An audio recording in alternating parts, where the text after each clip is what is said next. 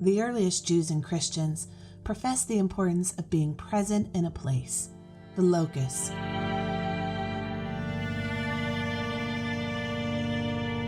This locus was for them a source of hope, and gathered together in such a place, they were able to collectively open their hearts and minds and souls to receive divine revelation.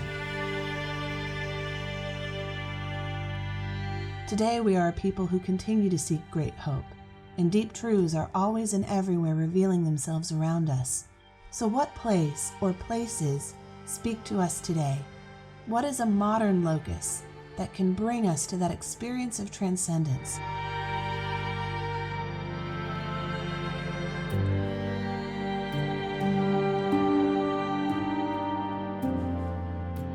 Where time and distance, mere limits, fade away before wonder and mystery and awe. Let the Sistine Chapel be one such place for you, and let me help guide you there.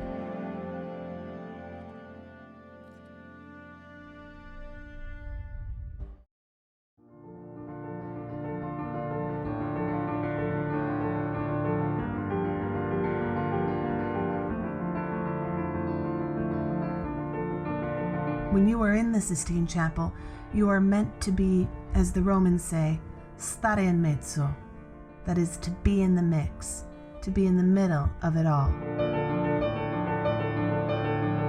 Here in this chapel, commissioned by Pope Sixtus IV and conceived out of his desire to reform and renew, you yourself are entering into a personal reformation, into a living renewal, and you are invited to walk in a spirit of prayer, or maybe you call it meditation, or just centered calm. But whatever it is, take that quiet moment and then open your eyes and see with your soul. Here in this place, in this locus, you are caught in the drama of salvation history.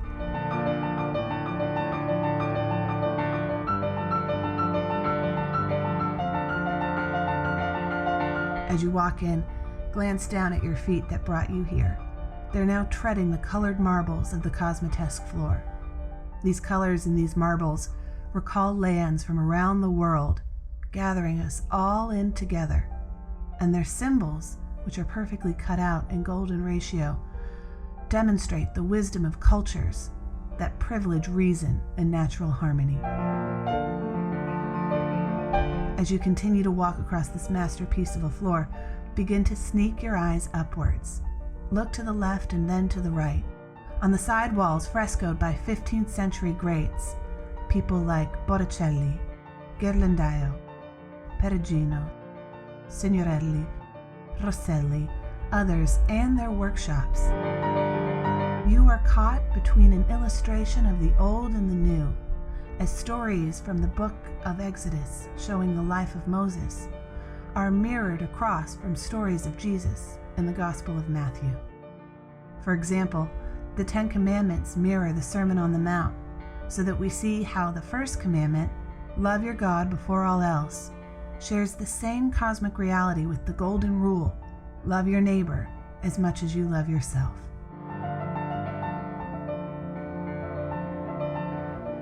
Now, standing here in the center of this cosmic reality and in the center of the Sistine Chapel, look up. Bring your eyes to the heavens. You are caught between the divine and the human.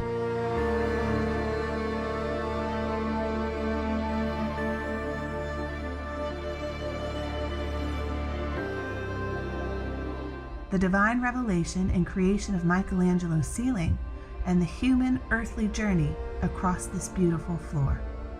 In the ceiling, we see creation swirling all around us, inspiring us on this, our journey, as history and salvation, prophecy and ancestry all come together to surround the scenes of Genesis.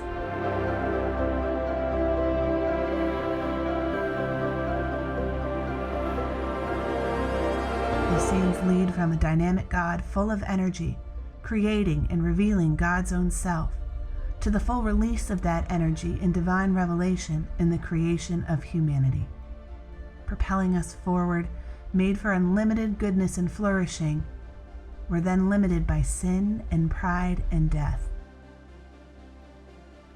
But compelled ever forward and moving through forgiveness towards a new beginning, and blessed in all humility, we're announced back again on our continuing journey. But now our eyes are oriented towards the altar wall.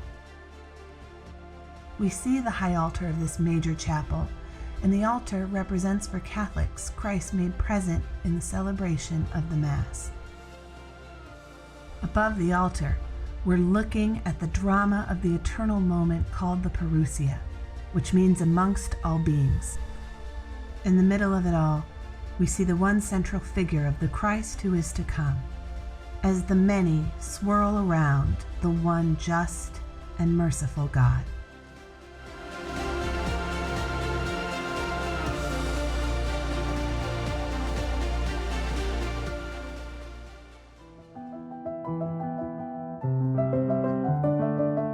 Now compelled by this drama of salvation history that originally invited us in, we are commissioned, we are being sent forth, and we process out, returning our gaze to the side walls once again.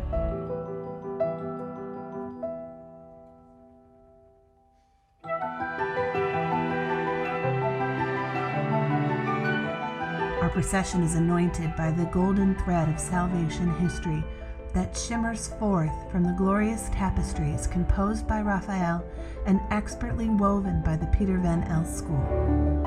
As the gilded tapestries blanket the side walls, our gaze is blanketed with the juxtaposition of being gathered together and sent forth all at once.